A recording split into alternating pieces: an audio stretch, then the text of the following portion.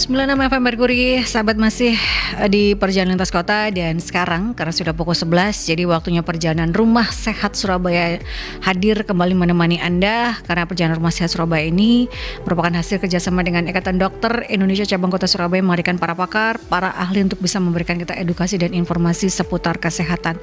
Untuk di edisi 14 Agustus 2024 ini kita membahas tema berkaitan dengan pencegahan kanker serviks. Tadi sebelum mulai ada perbincangan yang membuat kita mengelus dada gitu ya. Ternyata angka dari kanker serviks ini istilahnya terus meningkat dan semakin muda usianya, sahabat. Tadi dikatakan oleh narasumber dan sudah hadir untuk membahas berkaitan dengan tema di edisi kali ini ada Dr. Muhammad Yusuf, spesialis obstetri dan ginekologi konsultan. Apa kabar, Dok? Ketemu lagi. Ya, baik Mbak Yanti. Ketemu lagi dan di awal sudah cukup mencengangkan, Dok, dengan kondisi penyakit kanker serviks ini, karena kita ketahui untuk kanker sendiri itu kan merupakan salah satu penyakit yang paling tidak orang mendengarnya sudah paling menakutkan dan bisa dikatakan paling mematikan. Tidak hanya di dunia tapi juga di Indonesia. Sedangkan untuk kanker serviks sendiri ini menjadi kanker penyumbang angka kematian kedua terbesar di Indonesia, seperti setelah kanker payudara. Dan kita pengennya terus untuk mengedukasi masyarakat berkaitan dengan hal tersebut, terutama para perempuan ataupun juga lingkungan di mana perempuan itu berada. Ini yuk kita mari bersama-sama paling tidak menekan angka pertumbuhan dari kanker serviks ini.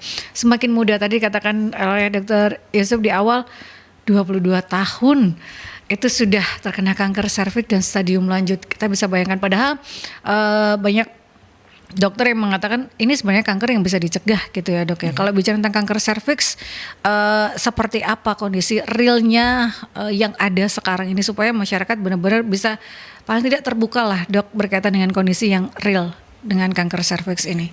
Baik, terima kasih Mbak Yanti. Jadi kita bicara epidemiologinya dulu ya, data ya. Jadi kalau di dunia itu penambahan kasus baru ini data dari Globocan ya.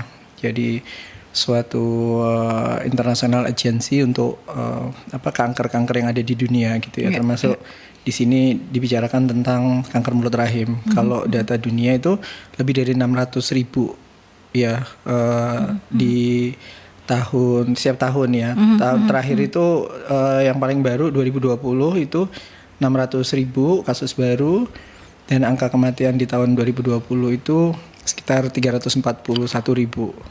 Wah, jadi lebih dari separuh ya. Iya, hampir separuhnya. Ya. Wah, lebih dari separuh. Nah, itu data dunia. Bagaimana dengan data di Indonesia? Kalau data di Indonesia sama juga dari International Agency Globocan 2020 itu kasus barunya sekitar 36.000 ya, dengan angka kematiannya 21.000, jadi lebih dari 50% ya. 36 meninggal 21.000. Ya.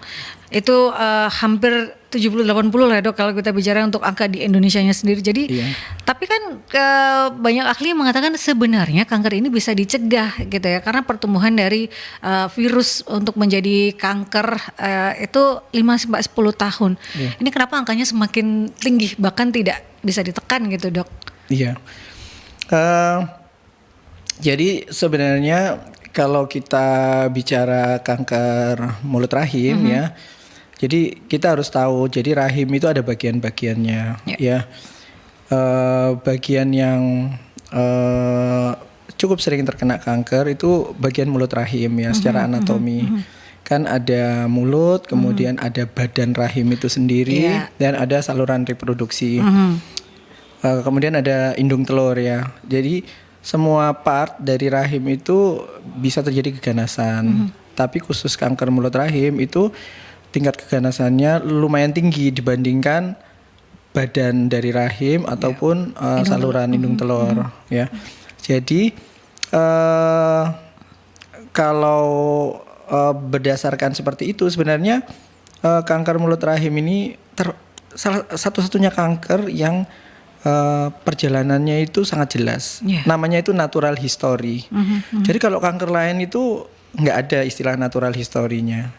Jadi sayang kalau misalnya ya, mohon maaf ya, sampai rekan-rekan wanita ya yang mendengarkan di sini tuh tidak mengetahui secara dini, karena sebenarnya karena ini jelas beda dengan payudara walaupun ada mamografi ya. Kemudian begitu terinfeksi itu untuk menjadi kanker tuh butuh waktu yang sangat lama, 7 sampai 10 tahun. Kan lama tuh. Iya, betul. Jadi kalau sudah datang dengan kondisi kanker artinya ada pembiaran. Oke. Iya. Nah, nanti kita bicara tentang pencegahan primer, pencegahan sekunder, sama tersier seperti itu. Primer, sekunder, dan juga tersier, pencegahan yang bisa dilakukan oleh para wanita ini seperti apa. Tapi sebelum ke situ, kalau kita bicara tentang kanker serviks ini kan perjalanan cukup lama, tadi Dr. Yusuf mengatakan 7 hingga 10 tahun. Nah, di perjalanan itu apakah sudah ada gejala, atau kalau bicara kanker memang gejala yang muncul saat stadium sudah lanjut saja kalau kita bicara tentang mulut rahim ini, Dok? Sama, jadi tidak bergejala dia. Jadi kita bicara ini lesi prakanker dulu ya. Jadi begitu penyebabnya kan sudah jelas ya. 98-99% itu karena infeksi virus. Nama virusnya itu HPV DNA, Human Papilloma Virus. Yang tipe 16 dan 18.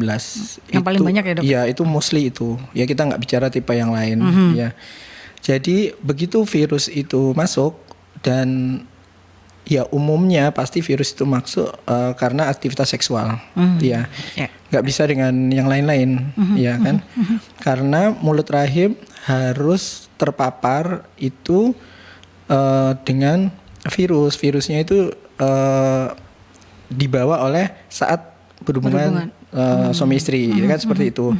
Begitu itu virus itu nempel di mulut rahim, itu namanya terpapar, dan itu butuh waktu 7-10 tahun ya. Jadi ibaratnya ada suatu infeksi yang kronis kan, artinya virus nempel 7-10 tahun itu kan lama, kronis ya. Tetapi tidak semua yang terpapar tuh pasti jadi kanker. Kenapa? Karena semua manusia itu punya kekebalan tubuh, ya kan. Dimakanlah virusnya dengan fagosit ya, sel-sel macam-macam di sana yang bisa mengeliminasi ya.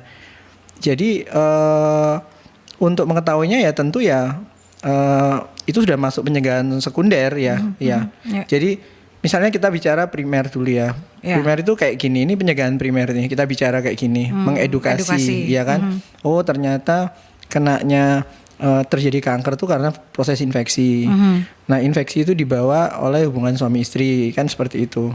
Nah supaya artinya kan ya sebelum terinfeksi itu kita bisa mencegahnya dengan cara vaksinasi nomor 1. Ya edukasi ini ya, mengedukasi, kemudian vaksinasi. Nah vaksinasi itu alhamdulillah sudah 2 tahun ini tuh sudah berjalan. Jadi Kementerian Kesehatan tuh sudah mewajibkan vaksinasi ya untuk anak SD kelas 5 sekali, SD kelas 6 sekali. Semua diharapkan tuh total populasi. Ya apalagi di kota besar harus pasti itu terpapar ya. Nah, kita belum bicara tentang laki-laki ini. Kita bicara karena perempuannya aja yang ke saat kelas 5, kelas 6. Jadi intinya sebelum 14 tahun itu vaksinasi terbaik. Begitu dapat vaksinasi yang sudah dilakukan oleh pemerintah ini, apalagi masih belum terpapar ya, anak-anak SD kan belum terpapar ya, insya Allah dengan hubungan suami istri, itu akan melindungi dia dari 16-18 itu tadi, itu bisa datanya ya sekitar 70-an% ya.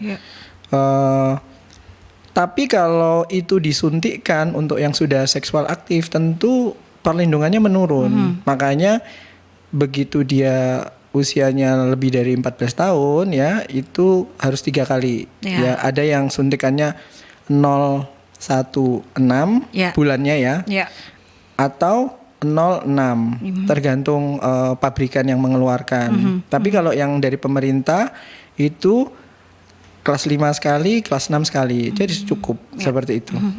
Jadi pencegahan sudah dilakukan dalam hal ini, pencegahan primernya ya dok ya, atau sekundernya sudah dilakukan oleh pemerintah, ada andil dengan menyuntikkan vaksinasi HPV dari usia 14 tahun, paling kurang dari 14 tahun, kelas 5 dan juga kelas 6 ini jadi program nasional. Itu salah satu upaya pencegahan. Nah ini kan kalau kita bicara tentang karena penyebabnya sudah pasti HPV DNA dan istilahnya terkontaminasinya berakibat karena hubungan seksual, kan semakin kesini ternyata menurut data hubungan seksual untuk anak-anak remaja sekarang itu semakin muda usianya. Nah berarti ini juga harusnya teredukasi juga mulai di sekolahan atau seperti apa ya dok? Karena kan ini bicara tentang pencegahan juga gitu dok. Iya. Pendidikan seksual yang dasar itu sebenarnya mulai SD itu udah harus mulai diberikan ya. SMP itu apalagi ya, karena data ya, sebenarnya bukan data di Indonesia. Biasanya intercourse pertama itu, hubungan seksual pertama itu rata-rata usia 16 tahun. Nah, tapi kalau kita sudah bisa membekali resiko dari suatu hubungan seksual ya, itu kejadian terinfeksi ini pasti bisa menurun ya. Makanya kita bukan liberalisasi kondom misalnya ya. Nah, tapi salah satu ini kalau dilaksanakan di negara maju ya, mereka itu terutama yang belum 16 tahun ya, artinya bisa kelas 3 SMP atau SMA awal-awal, itu mereka ya sudah mulai bagaimana misalnya siswa perempuan itu bisa dengan dummy, misalnya bentuk dummy alat kelamin kayak gitu, cara memasangkan kondom seperti ya. Terus mulai diedukasi kalau nggak pakai kondom itu artinya harus nerima resikonya. Resiko pertama pasti kehamilan, resiko kedua kan infeksi. Infeksi itu banyak sekali ya, mulai penyakit menular seksual sampai HPV ini juga ya. Nah, kalau sudah terpapar dari awal, mereka akan, karena mungkin bisa jadi sudah masuk ke alam bawah sadar ya. Jadi ibaratnya mereka akan nggak pengen ngelihat alat kelamin laki-laki itu telanjang, nggak pakai kondom. Si laki-laki juga akan merasa saya kalau nggak pakai pelindung berarti saya akan menularkan atau saya akan punya anak nih, kan kayak gitu. Nah mereka sudah di alam bawah sadar seperti itu. Jadi kenapa di negara maju itu ini termasuk pencegahan primer sebenarnya ya, vaksinasi, edukasi kan kayak gitu. Nah pencegahan sekundernya seperti apa?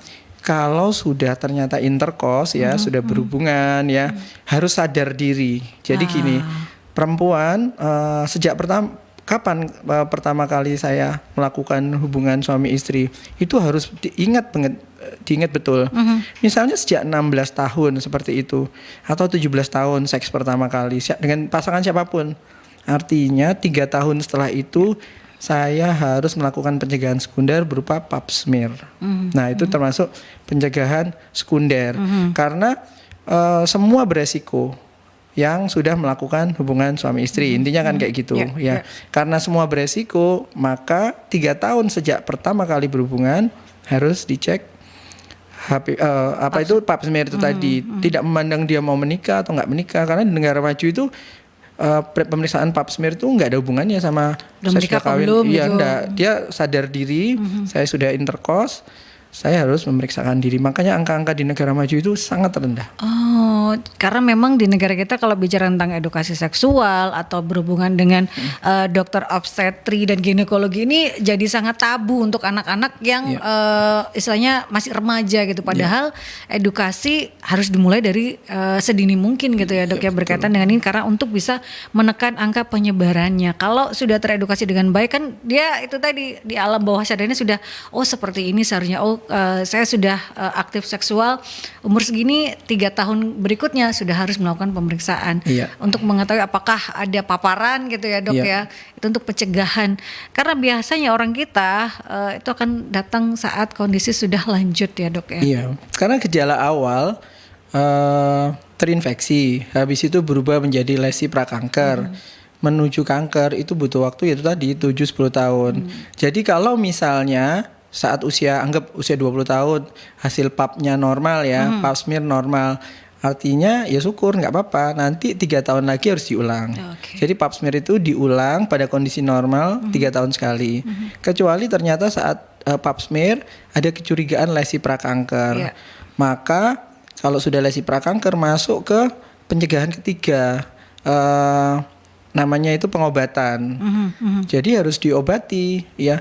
Mulai misalnya mulut rahimnya ada curiga nih, kok ada benjolan sedikit ya, masih kecil gitu, kita biopsi. Iya, karena hasil bacaan pap smear-nya ada kecurigaan ya, misalnya ternyata dilihat ya, namanya diinspek ulang, melihat mulut rahim ya, itu lewat sebenarnya yang ideal ya kita pakai kolposkopi, tapi sekarang tuh alhamdulillah ya dengan kamera HP itu yang punya resolusi tinggi, kita itu sedikit bisa, sudahlah nggak usah pakai alat kolposkopi yang mahal karena hasil papnya positif curiga, kita pakai kamera HP biasanya di layanan primer itu ya, atau di rumah sakit misalnya nggak punya fasilitas kolposkopi, dengan pembesaran tertentu ya, dengan pencahayaan yang cukup, itu kita bisa menggambarkan hampir sebaik kolposkopi seperti itu. Dan di kalangan medis by foto HP ini tadi ya, itu bisa dikonsultasikan di dalam grup WA. Ini curiganya apa? Jadi dokter-dokter di FKTP Puskesmas yang ikut pelatihan tentang lesi prakanker ini, dia kalau curiga dia bisa ngirim ya. Jadi itu termasuk yang tadi ya, misalnya pap smear atau IVA sebenarnya. Nah IVA ini kan yang ada di puskesmas kita, hampir di semua puskesmas Surabaya ini ada. Jadi sadar diri ya, pap smear itu bayar. Biasanya kalau IVA itu malah ini yang kita dorong karena ada di FKTP, dan dokter-dokter di puskesmas itu juga punya HP pasti untuk melihat kecurigaannya. Dengan IVA, dengan asam astat itu sudah kelihatan kecurigaan kita. Bila dia curiga, dia akan kirim ke rumah sakit untuk dilakukan biopsi dan lain sebagainya. Seperti itu. Jadi siapapun kalau hasil IVA atau PAP-nya itu curiga, sebenarnya dia harus dirujuk seperti itu untuk dibiopsi atau untuk diangkat sebagian mulut rahimnya, namanya dikoter ibaratnya. Jadi kayak dikerok sebagian mulut rahimnya supaya infeksinya itu terambil seperti itu. Itu termasuk pencegahan sekunder karena dia belum jadi kanker seperti itu. Tapi sudah teropong dan melakukan deteksi dini itu merupakan pencegahan sekundernya gitu ya dok ya. Itu hal yang disarankan karena kan untuk di kota Surabaya puskesmas dekat lah di masyarakat gitu ya. Jadi itu bisa dilakukan IVA ataupun juga pap smear 3 tahun sekali. Ya. Untuk yang sudah aktif secara seksual mau usia remaja atau apapun 3 tahun setelah Anda harus benar-benar menghitung ya, saya aktif semisal usia 18 tahun, berarti yang umur 21 Anda harus melakukan pap smear ataupun juga IVA supaya lebih tahu sahabat bisa mendeteksi dini. Kalau tidak pun misal hasilnya negatif ya 3 tahun berikutnya diulang kembali gitu ya dok ya. Makanya rata-rata di negara maju itu IVA itu dilakukan pada remaja-remaja 21 tahun. Mereka lewat kalau sana kan dokter keluarga ya. Kalau kita di puskesmas ya. Intinya mereka akan dengan sadar diri 21 tahun tuh saatlah mulainya kita pap smear pertama kali ya. Kalau berkembang lagi, tapi sebenarnya kalau di kita itu asal dapat IVA aja sudah ya, itu sudah sangat bagus ya. Kementerian Kesehatan sekarang mendorong malah pemeriksaan HPV DNA. Nah HPV DNA ini yang baru sekarang. Jadi kayak orang PCR ya, kemarin COVID itu kan orang kan kenal PCR gitu ya. Ini juga sama, ini PCR tapi kan mengetahui virus di mulut rahimnya. Kapan kita melaksanakan cek HPV DNA, cek HPV DNA kan menemukan virus. Kalau misalnya menemukan virus 16, 18 atau nomor 30 misalnya, itu kan kita kecurigaan ke arah sana misalnya seperti itu. Nah, itu lebih hati-hati lagi karena virusnya sudah ada di dalam. Maka harus diawasi. Tetapi tidak semua itu harus cek HPV DNA. HPV DNA itu dikerjakan sejak usia 30 tahun. Jadi misalnya enaknya HPV DNA itu pengulangannya 5 tahun. Kalau bebas virus misalnya kata-katanya, HPV DNA-nya bersih gitu ya, nggak ada virusnya. Kalau pap smear 3 tahunan ya murah. Kalau ini memang mahal, ngulanginya setiap 5 tahun. Sampai kapan periksa terakhir? Itu rata-rata 65 tahun sudah nggak usah dicek lagi. Intinya seperti itu. Tapi untuk HPV DNA ini disarankan untuk 30 tahun ke atas gitu ya, Iya, Dok ya. betul. Tapi untuk yang termudah ini bisa dilakukan IVA dan juga pap smear saja. Ini kan terdekat di masyarakat dan jangan merasa tabu. Untuk zaman sekarang nggak ada tabu-tabuan gitu ya, Dok ya. Karena ini demi kesehatan yang lebih baik lagi untuk bisa menekan angka kanker serviks di Indonesia yang kita ketahui menjadi nomor 2 sahabat ya untuk angka kematiannya terbesar dan setelah kanker payudara. Kita ke jeda iklan terlebih dahulu dan Anda bisa bergabung bertanya bersama dengan Dr. Yusuf berkaitan dengan tema pencegahan kanker serviks di 5620096 atau di WhatsApp Call dan juga WhatsApp Messengers di 0817300966. Dan Anda juga bisa stay tune baik itu melalui aplikasi On-Ears ataupun juga di websitenya Mercury. Untuk di website Anda bisa menyaksikan secara langsung juga seperti apa kondisi di studio, di siaran yang ada ya, visual radio di websitenya Mercury di www.mercuryfm.id sahabat.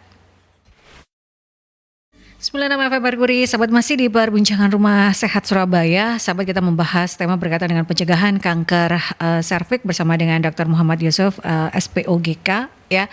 Ini tadi selama off air Dr. Yusuf mengatakan bahwa pemeriksaan itu sebenarnya bisa dilakukan dan sangat mudah. Sekali lagi di puskesmas saja itu bisa dilakukan sahabat. Anda bisa melakukan IVA, pemeriksaan gitu yang sangat terdekat di layanan kesehatan terutama di Kota Surabaya yang sudah bisa dilakukan.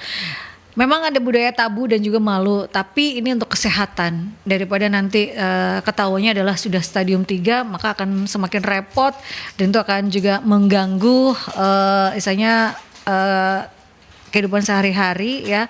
Life quality-nya juga akan berkurang. Jadi akan lebih baik melakukan pemeriksaan secara dini. Ada pertanyaan, Dok, dari Bu Winda.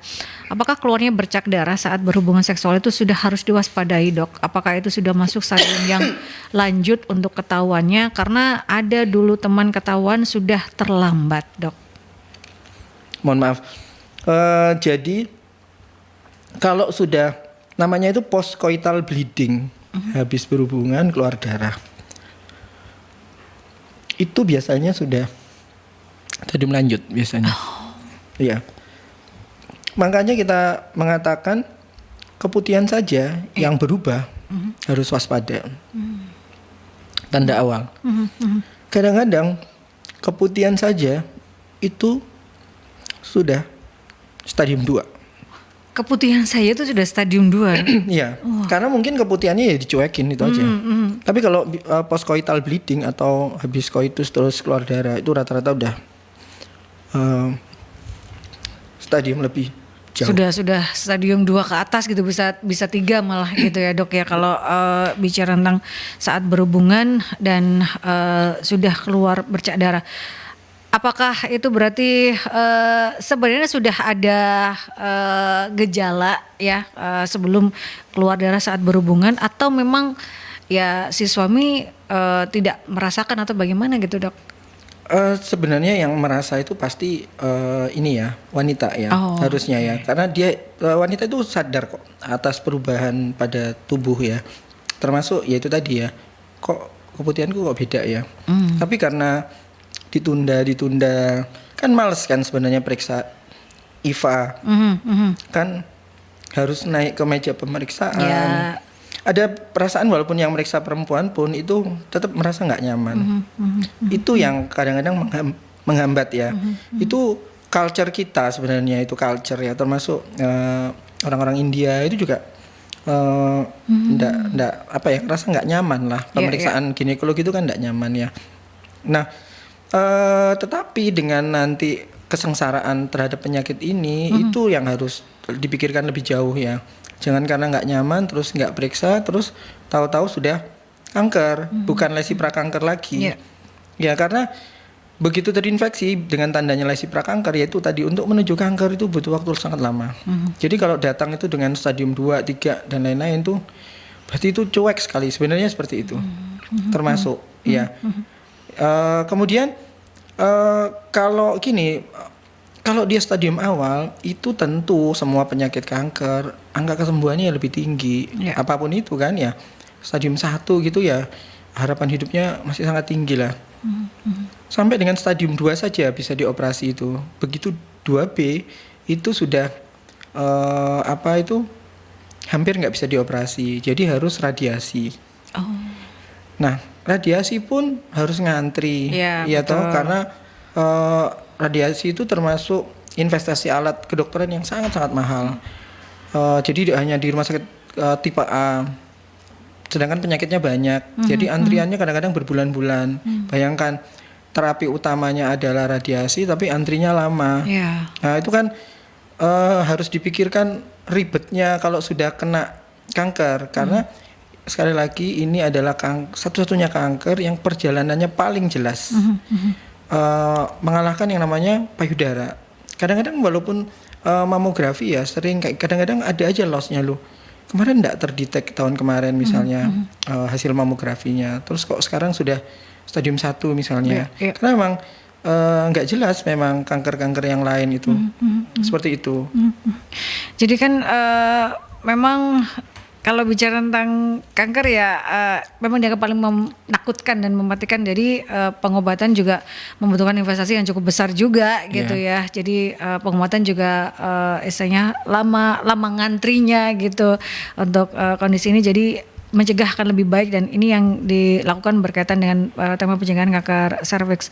Dok, kalau bicara tentang kanker serviks tadi di awal ya sebelum kanker serviks ternyata bisa juga menimpa ibu hamil atau seperti apa, atau kok bisa gitu ya kanker kemudian dalam kondisi yang hamil. Bagaimana dengan kondisi janinnya? Ini kan berarti dalam tanda kutip ya kalau kita bicara kan rebutan makanan antara si janin dan juga si kanker, karena kan ini hidup gitu dok. Iya.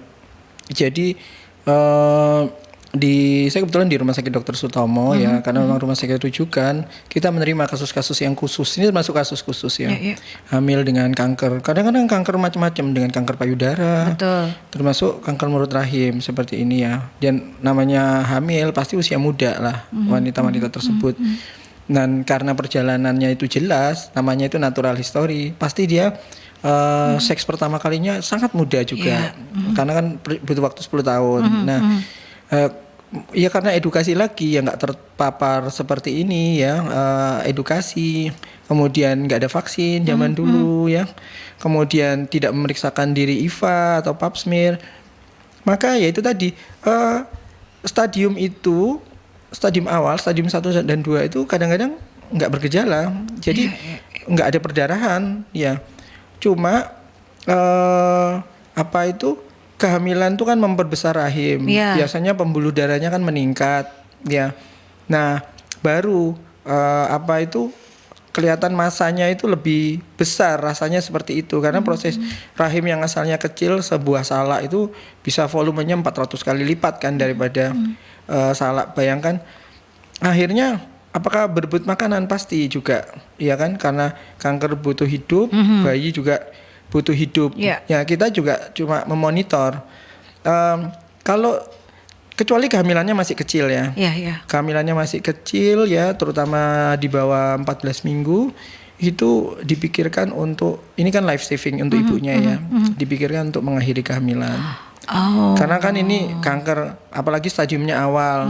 Pengobatannya dengan misalnya harus diradiasi atau stadium awal sekali ini harus diangkat kandungannya.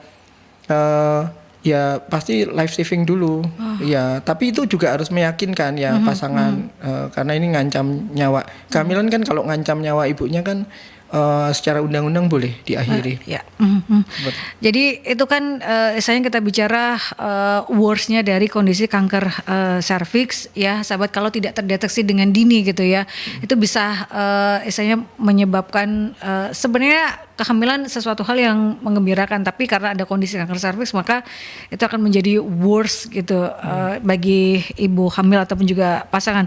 Dan kondisi itu real, nyata, sahabat. Jadi kita pengennya supaya masyarakat ini bisa teredukasi dengan baik. Sudah lupakan tabu dan juga malu untuk melakukan pemeriksaan sedini mungkin untuk menjaga untuk para wanita ini. Kalau sudah ada perubahan seperti keputihan itu memang hal yang biasa untuk para perempuan, tapi ada hal-hal keputihan yang tidak biasa gitu ya dok ya. Warnanya berubahkah atau berbaukah atau seperti apa? Kadang masyarakat itu keputihan kan hal yang normal gitu. Normal dan tidak normalnya keputihan seperti apa dok?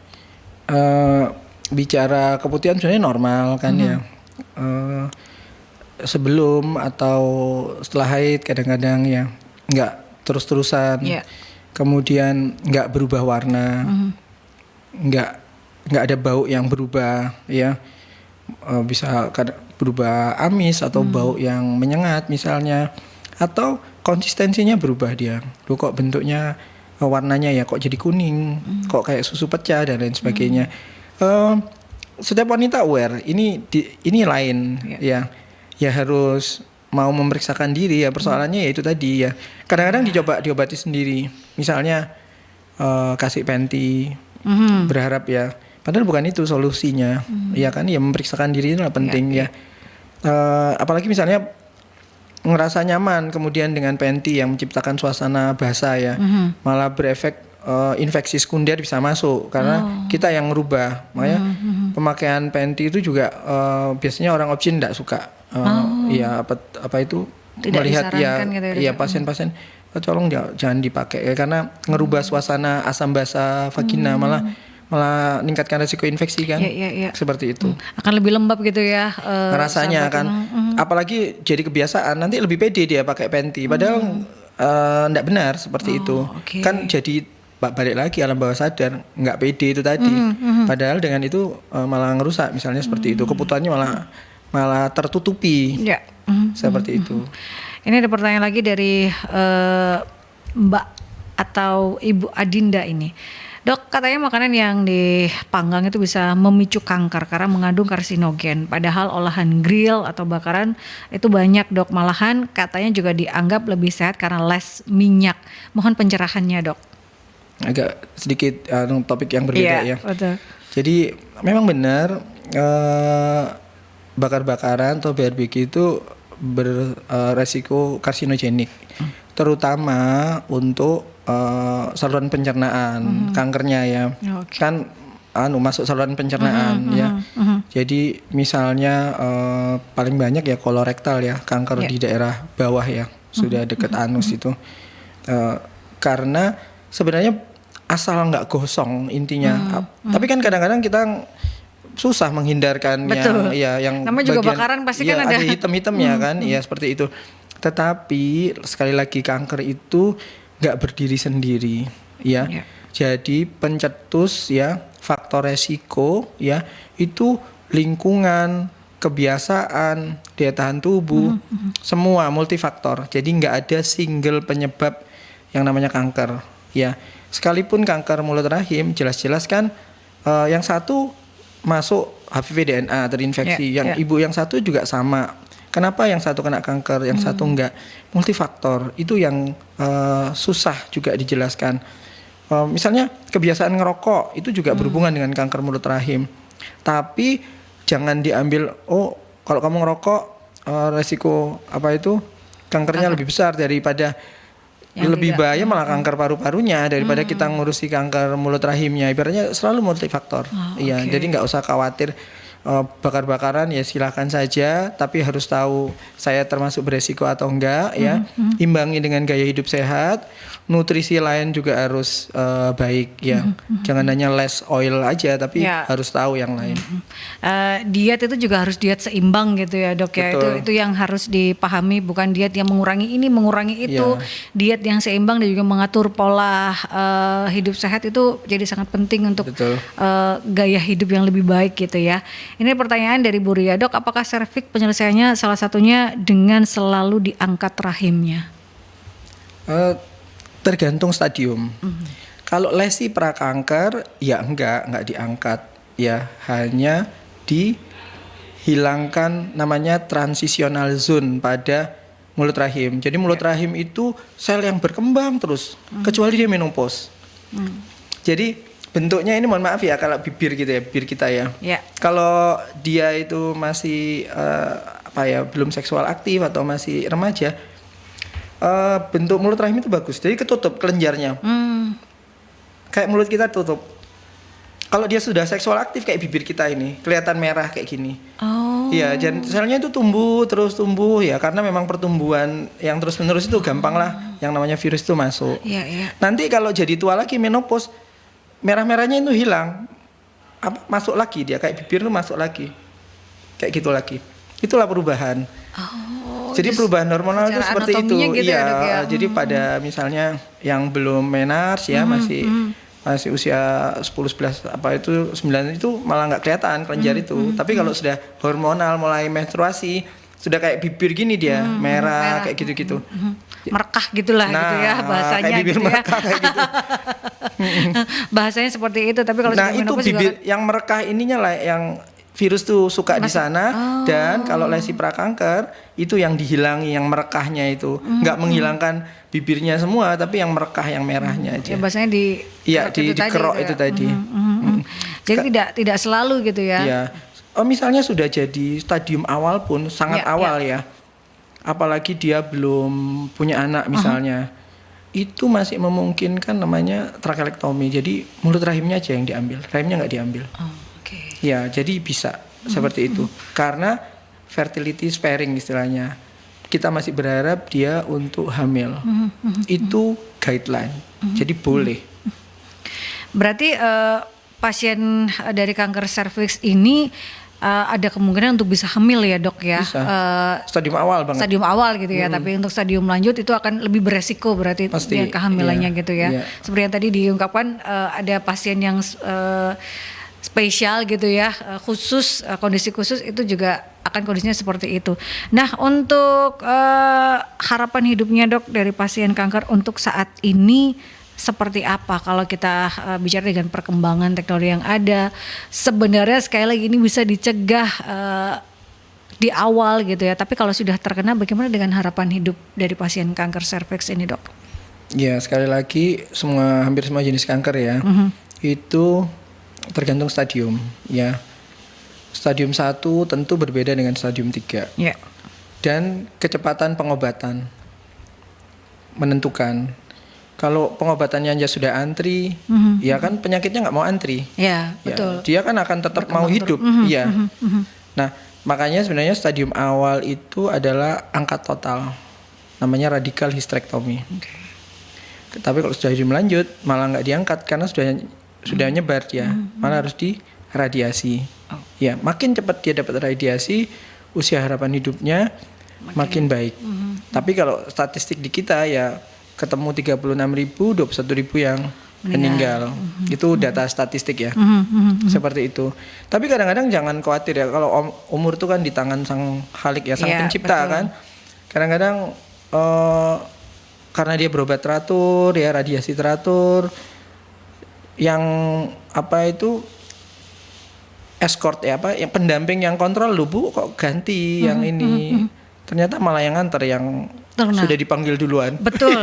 Kebanyakan yang kena kanker ya hidup-hidup aja. Betul, ya, jadi kalau masalah hidup dan mati ya kita serahkan sama yang punya hidup. Betul.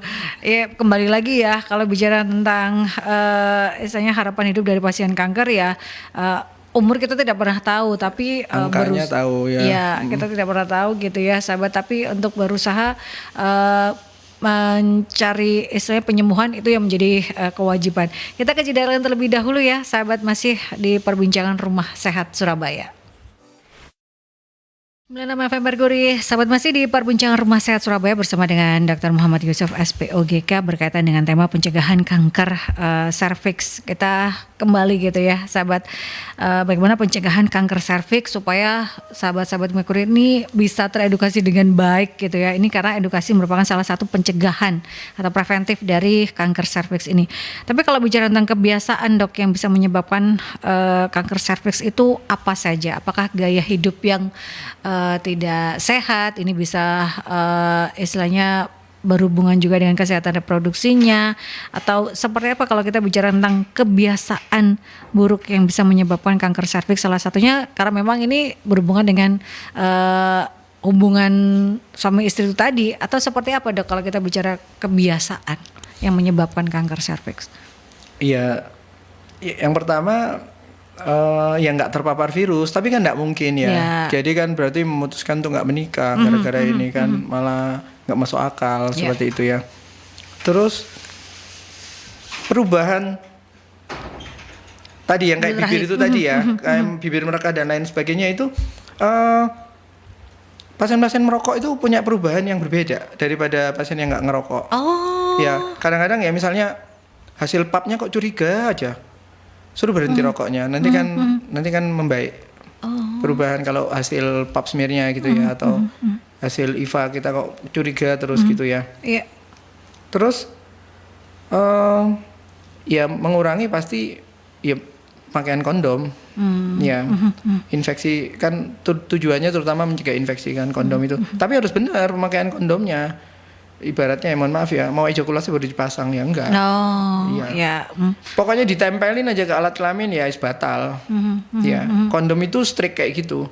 Jadi nggak ada yang namanya nempel sebelum terpasang, karena semua pasti beresiko. Seperti itu sederhananya. Jadi ada perlindungan gitu ya, istilahnya kebiasaan yang berhubungan juga harus yang sehat gitu ya Dok ya. Begitupun dengan pola hidup. Merokok ternyata tidak hanya untuk menyebabkan kanker paru, tapi juga ke penyakit-penyakit yang lain gitu ya. Serviks itu berubah ternyata sahabat. Ini yang harus juga diketahui oleh sahabat-sahabat Merkuri, karena kalau bicara tentang merokok tidak hanya yang konvensional Dok, kalau kita bicara untuk saat ini gitu ya, yang elektrik, yang vapor dan lain sebagainya, itu juga merupakan salah satu faktor resiko juga ya Dok ya. Itu resiko yang nggak pasti jadi, ibaratnya seperti itu ya. Faktor resiko gitu ya, salah satunya bisa memperbesar.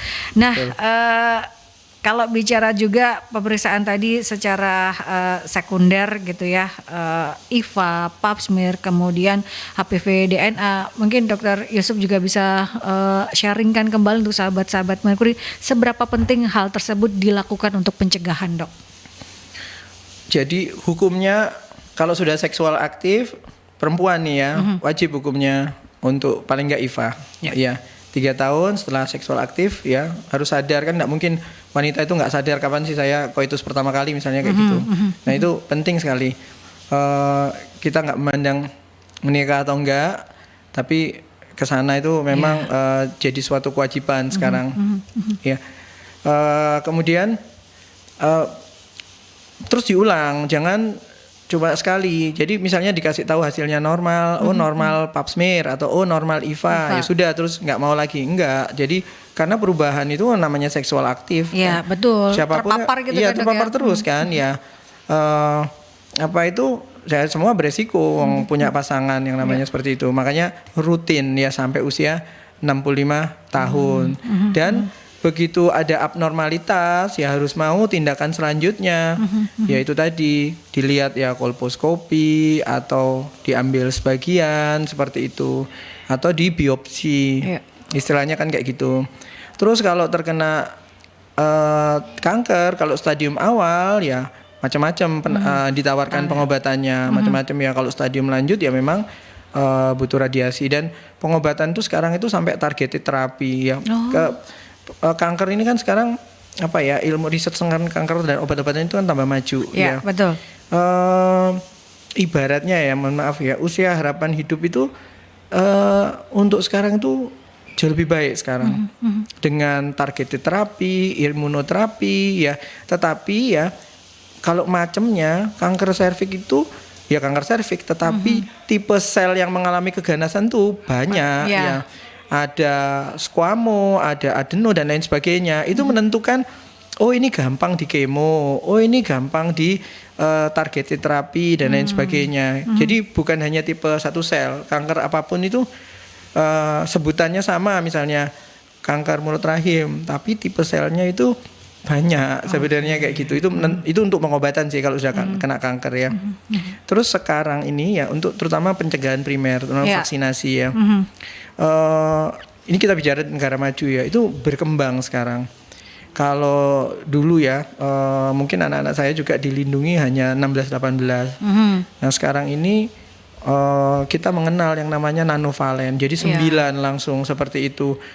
Itu kalau diberikan pada anak-anak yang memang di bawah 14 tahun, itu perlindungannya ya ini data mereka penelitian tingkat remaja itu bisa sampai 97-98%, sangat tinggi ya.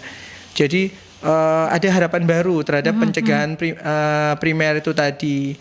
Tapi ya itu tadi itu kan kita bicara di populasi khusus ya yang mampu membeli ya. Betul. Tapi kalau di kita dapat yang 16-18 aja udah alhamdulillah, asal mau kalau sudah seksual aktif yaitu tadi IVA, pap smear. Walaupun yang sudah divaksinasi nanovalen itu tidak menghilangkan kewajiban untuk 3 tahun harus cek. Jadi nggak ada yang terbebas, semua mau divaksin mau nggak. Itu seperti kayak medical rutin ya, medical check up rutin gitu ya dok ya. Kalau bicara tentang IVA, pap smear ataupun juga HPV, DNA ditambah dengan vaksinasi itu untuk pencegahannya itu akan lebih maksimal ya dok ya. Pasti. Dan untuk sahabat-sahabat Merkuri di usia 21 tahun ke atas ataupun juga sebelum seksual aktif akan lebih baik untuk melakukan vaksinasi. Betul. Itu akan lebih efektif ya dok ya, lebih besar istilahnya Anda untuk terlindungi dari HPV ini, virus yang menyebabkan kanker serviks ini. Terakhir dok, pesan sehat untuk sahabat-sahabat Merkuri berkaitan dengan tema supaya masyarakat ini jangan lagi tabu kalau kita bicara tentang area kewanitaan ini dan jangan malu untuk melakukan pemeriksaan. Seperti apa dok? Iya, jadi pesannya ya peduli organ reproduksi ya. Bagi para wanita harus punya kepedulian itu, termasuk kepedulian kalau punya anak perempuan. Jadi mulai kita tanamkan ya kepedulian itu. Jadi kalau misalnya ada vaksinasi ikutlah ya, karena itu sebenarnya untuk perlindungan ya. Kemudian makin muda makin baik, terus kemudian sadar diri juga kalau sudah seksual aktif, kapan saat yang tepat untuk IVA, kapan harus mengulang IVA, seperti itu. Dan pesan juga untuk wanita-wanita dok, saya ini sudah usianya udah 40 lebih, dulu nggak ada yang namanya vaksin-vaksin. Apakah boleh misalnya saya divaksin? Jawabannya tetap boleh, ya. Tapi sekali lagi perlindungan yang paling baik sebelum dia seksual aktif 14 tahun ke bawah, itu aja. Efektivitasnya akan menurun gitu ya dia. Istilahnya sehubungan dengan usia gitu ya. Tetap boleh tapi tetap boleh dilakukan, tapi efektivitasnya tidak akan sama dengan usia 14 tahun gitu ya dok terpapar, ya. Terima kasih Dr. Muhammad Yusuf SPOGK sudah memberikan kita banyak edukasi dan informasi berkaitan dengan pencegahan kanker serviks ini supaya masyarakat lebih teredukasi lagi sahabat, karena ini salah satu pencegahan dari kanker serviks. Paling tidak kita bisa menekan dari 36.000 kasus ini, paling tidak setiap tahunnya ini bisa turun, terutama untuk angka kematiannya yang mencapai 21 ribuan ini juga bisa tertekan ya sahabat dengan edukasi yang dilakukan dan masyarakat sudah mulai aware untuk melakukan pemeriksaan. Baik itu IVA boleh dilakukan di puskesmas sahabat untuk melakukan deteksi dini. Itu untuk seksual aktif 3 tahun setelah seksual aktif itu sudah mulai dilakukan pemeriksaan IVA atau juga pap smear. Kalau untuk mempunyai dana lebih boleh HPV DNA gitu ya dok ya, ataupun ditambah dengan vaksinasi. Itu yang harus dilakukan sahabat. Dan terima kasih juga untuk Ikatan Dokter Indonesia Cabang Kota Surabaya menghadirkan para pakar, para ahli untuk bisa memberikan kita edukasi dan informasi seputar kesehatan. Ketemu lagi di Rabu depan sahabat di Perbincangan Rumah Sehat Surabaya setiap pukul 11 hingga 12 siang. Dan Anda bisa menyaksikan kembali di YouTube channelnya Merkuri di Radio Merkuri 96. Stay safe, stay healthy, be happy, dan Sandra Sari. Wassalamualaikum warahmatullahi wabarakatuh. Waalaikumsalam.